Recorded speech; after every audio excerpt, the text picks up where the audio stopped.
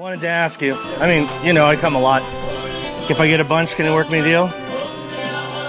Do like 5 apiece? Okay.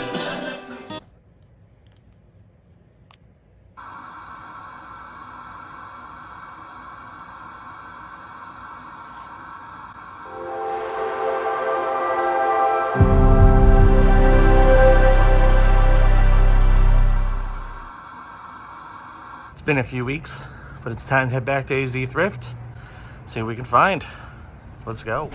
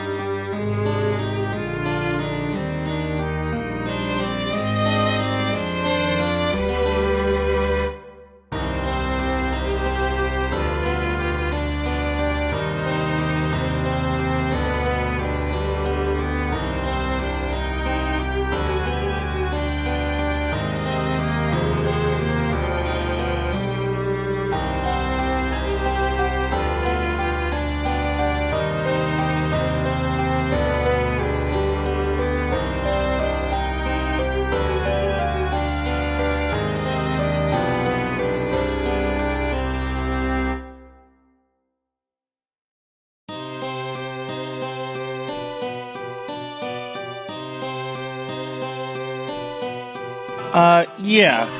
Yeah, I'm ready.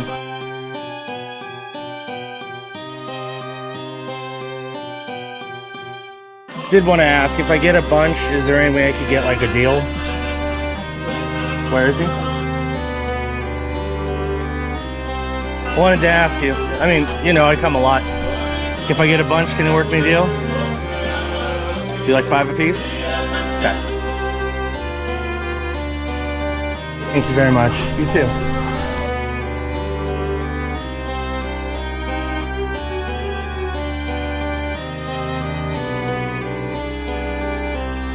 All right, so that was a nice little comeback to the thrift shop.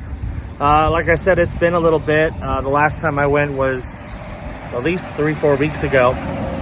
So I figured I'd stop back in and see if they've gotten anything new, and they did get a few new things. I did notice that they've raised the prices of their games by default to $8, which is a lot, especially for thrift shop games, and especially the games they have. But thankfully, I've been there enough where I talked to the owner and was able to get them down to 5 a piece, because I would have put most of these back if they demanded 8. But I did pretty well. I think I picked up a good amount of games. I got 7 games, 2 of which are to flip, and the rest I'm going to keep. Well, one of them I might flip a different way, but we'll go over that. So first off, we have Time Shift on the Xbox 360. This is the one that is not complete. Everything else is at least complete. And I swapped the case out because the one that it originally had a huge crack in it. And I'm like, well, a lot of these games have actual 360 cases, but don't have, you know, the cover art or anything. So I just swapped the case, and now I have a better case. I don't think they really care. So I actually was just thinking about Time Shift because it's a game I liked. It's not an amazing game, but it's one that I really enjoyed, but I didn't own it. So now I do. Pretty happy with that. Next up, and this one I mostly grabbed because it's a complete and pretty good condition PS2 game, and it's one I don't own, so I figured I'd grab it. SOCOM 2, U.S. Navy SEALs on the PS2. Of course, the online functionality of this is gone, but it's got a single-player campaign, and it looks pretty solid. I never played really any of the SOCOM games, so I'm excited to check that one out on PS2. This one is one where I technically didn't need it because I do have it on Rare Replay, but I don't own a physical copy, and this one is complete and in really good shape, so I figured, why not? We have Cameo Elements of Power on the Xbox 360. This was a launch title made by Rare. Really good game, honestly. It's a lot more fun than I think people give it credit for. So, pretty excited to add that one to the collection. The last game that I'm getting to keep is Friday the 13th on the PS4. I've had this game a few times, and I've traded it in every time. The main reason why I'm keeping it is because, A, it's not worth trading in anymore, and B, you know, it looks like a good game. I think I played it once, and it was fun, so I figured, you know, might as well hold on to a copy this time, and for $5, why not? Then I got the 2 games I picked up to flip. They did have a whole lot of Call of Duty, and some of the Call of Duty games are actually worth a good amount in trade-in right now, some not so much, but I did pick up 2 that are definitely worth it. And again, this one just continues to be worth something, and I don't know why. Call of Duty Ghosts on the PS4. Right now at GameStop, it's going for like $8.80 in trade-in before bonuses, if you're a pro member. So, considering I only paid $5 for it, that's easy profit. Plus, there's a bonus if I trade games in towards pre-orders, which I still need to pay off my copy of Hogwarts Legacy, so that's going to go towards that. And then the other one, again, complete in good shape, Black Ops 3 on the PS4. So both of those are still worth some good amount of trading credit. If you can get them for like $5 or less, they're worth grabbing to flip to GameStop for a nice profit. And then I got this. And I freely admit the main reason why I got this is because it is sealed. Now, I did look up the value, and I'll go over that at the end. It's not worth a lot, but just the fact that I found a brand new sealed PS3 game this day and age is pretty uncommon.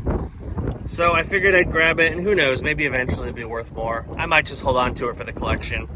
We have Lego Batman 2 DC Superheroes on the PS3. It is the greatest hits version, but as you can see, it is sealed. So, you know, it's not every day you find a sealed game at a thrift store, so I figured I'd snag it. It's not one of those holy grail gems that's worth a ton of money, but you know, it's a sealed game. Might as well get it. It's definitely worth more than $5. So that's what I picked up. 2 games I'm going to flip to GameStop. 1 game I might sell online, I might hold on to, and then the rest are nice little additions to the collection. Nothing crazy, but hey, a solid day, I'd say. All right, so it is once again time for a recap of everything that I picked up this past week, and we did pretty well. We picked up a good bunch of games. We got some new accessories. We're in a good spot. Anyway, back to AZ Thrift, where we got some solid additions to the collection. They didn't have like a ton of good stuff, but I think we did pretty well. We're gonna start off with Friday the 13th on the PS4. I have this game digitally on Xbox, but I didn't have a physical copy, so I figured I'd snag it for cheap. Paid $5, and this one is worth 10, so nice little double up in value there. Then we have a sealed game. We have Lego Batman 2 DC Superheroes on the PS3. It's a brand new sealed copy in really nice shape. I mostly grabbed it because it was sealed, because it's not every day you find sealed PS3 games, especially at thrift shops. Paid $5 for this, and it is worth 10, so a nice little bump up. Not worth as much as you would like for a sealed game, but not terrible. And we have Time Shift on the Xbox 360. I enjoyed this game back in the day. I traded it in a while ago, and now I have it back. Pretty happy to have it. Paid $5, and this one is worth 8 without a manual, so not too bad. Then we have SOCOM 2 on the PS2, classic PS2 third-person shooter. I never really played the SOCOM games, so to find a nice complete copy like this, I figured, you know what, might as well grab it. Paid $5, and this one is worth $5, so we broke even on this one. And then the last game, and this one's one I mostly grabbed for nostalgia, but also, again, because I didn't have a physical copy of it. Cameo, Elements of Power on the Xbox 360. It's a classic. It's a really good game made by Rare. One of the Xbox 360 launch titles, so it's a solid addition to the collection. Paid $5, and this one is worth 8, so a little bit bump in value. And there we go. We got some good scores from Thrift Shop. Can't complain. Anyway, that is going to do it for this episode of the Bargain Game Hunter. Thank you for watching. Hope you enjoyed it. If you're new around here, be sure to hit the subscribe button, click that notification bell. That way you know when new videos drop. I haven't talked about it yet on this channel, but we're going to be making some pretty major changes in the near future, including all of this is going to be different in about a month. So, yeah, there's some exciting changes because of that, and some stuff that's going to be kind of daunting, but we'll go over it in due time. Mostly look for my main channel to talk about that in more detail, but yeah, there's going to be some major changes coming. Anyway, thanks for watching, and I'll see you next week on the Bargain Game Hunter. Bye-bye.